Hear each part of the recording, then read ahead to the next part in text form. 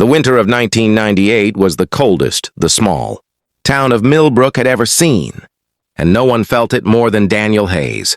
He was 11 years old, barefoot on cracked pavement, wearing a jacket 2 sizes too small, pushing himself along the sidewalk in a rusted wheelchair that squeaked with every rotation of its bent wheels. His legs had been useless since birth, thin, still, and pale beneath torn trousers. But his eyes were sharp and full of a fire that poverty had never managed to put out. He had no father, a mother who worked 3 jobs and still couldn't keep the lights on, and a stomach that had learned to stop complaining about being empty. He parked himself near the back entrance of Rosewood Elementary every morning, not because he attended. He couldn't afford the fees, but because sometimes the kitchen staff left scraps near the door, and sometimes that was the only meal he'd get. It was there, on a gray Tuesday morning, that he first saw Clara.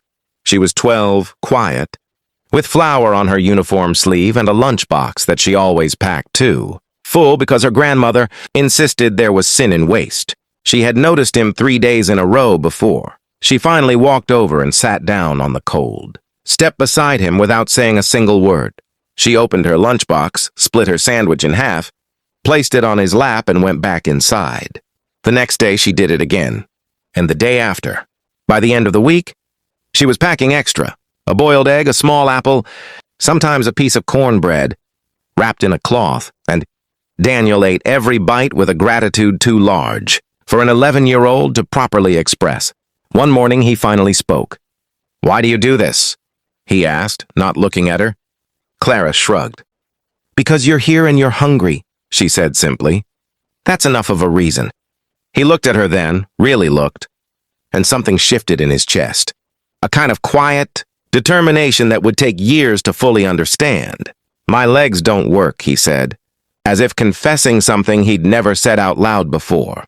"I know," she replied. "Does it hurt?" "Not anymore," he said. "I got used to it." There was a long silence between them, comfortable and warm despite the cold air. Then Daniel said something that surprised even himself. "One day, when I'm not poor anymore, when I actually have money, I'm going to find the best doctor in the world, and I'm going to fix your legs. I mean my legs." He stopped, embarrassed by the slip, by how much he'd already begun thinking of her as part of whatever future he was imagining. Clara didn't laugh. She looked at him very seriously and said, "I'll hold you to that." 3 months later, Clara's family moved away.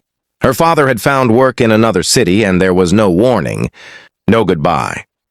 Just an empty step one morning where she used to sit, and a silence that Daniel carried with him for years. He carried other things too, her kindness, her steadiness, the way she had never once looked at him with pity. He carried those things through a scholarship he fought for at 16, through university at 20, through the brutal early years of building a single-room apartment with 3 partners and no savings. He carried her face through every setback, every rejection, every night he considered giving up.